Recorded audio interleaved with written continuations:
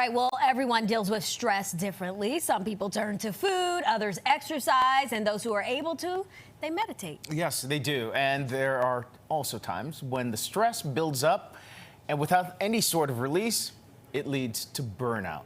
Dr. Kandi Wiens is the director of UPenn's Masters in Medical Education program. Her book, Burnout Immunity, released just yesterday. It's on store shelves now. Yeah, and she joins us now with her tips to change our relationship with stress. Welcome to the show. Thank you. All right, let's first jump in. Can you have a healthy relationship with stress? Absolutely can have a healthy relationship with stress. So the people that I interviewed that have burnout immunity, they actually see stress as a challenge, not something that they run from or they're afraid of or they feel threatened by, but they actually run towards stress. They see it as an opportunity to learn and grow and to evolve. And that doesn't mean that every stressor is going to, in the moment, help us learn and grow, but over time, if we can embrace those changes and embrace those challenges, we end up having what's called a stress is enhancing mindset, which just helps us process future stress. What does burnout immunity mean, though? Burnout immunity means, so the people that I studied, that have over 200 people that I studied who have burnout immunity, are people that tell me that they have severe, very severe, or worst possible stress, not just in one day, but for a period of at least 6 months. When I interview them and when I run a burnout assessment on them, they are not burned out. So they're experiencing a very high degree of stress, but they're not burned out.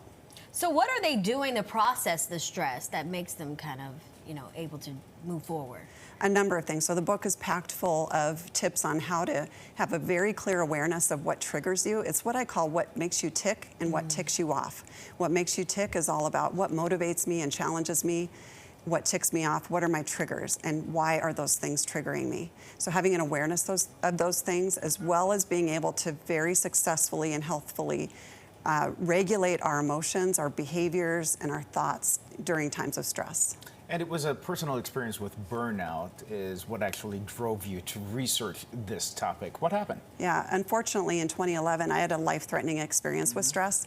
I was carrying the same amount of stress that most people do as a working mom with 3 kids at home, and I felt like stress was normal. Burnout was my baseline. I was operating at a burnout level constantly, not aware of it.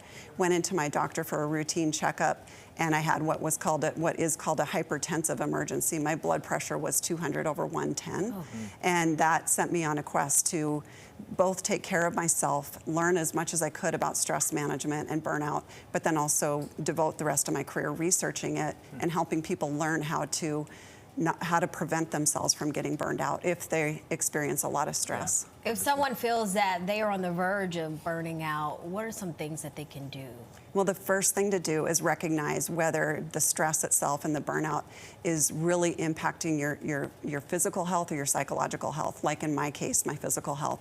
I also had a research participant tell me she was on the verge of jumping off the top of her building because it was so extreme and she felt hopeless. So that's step number 1, get help immediately if you feel like your health is in danger. Step number 2 is to focus and really prioritize your recovery. That might come in the form of micro recovery every day, taking breaks and whatever you need to refill and renew your soul and your energy. And the third thing is really just focusing and doubling down on your relationships, reconnecting to the people and the places and the experiences that bring you joy and help you just really take that stress and to keep it all in perspective and help you get back to that version, that best version of yourself when you're not stressed. You mentioned the book Burnout Immunity came out just yesterday. Congratulations on the launch. What's the real takeaway for readers from that book? They're going to take away a number of very, very practical tips and strategies and tools. So I write a lot of stories. I include a lot of information from my research participants, but what people will take away will be very unique to them based on what aspects of stress management and burnout protection they really need to work on.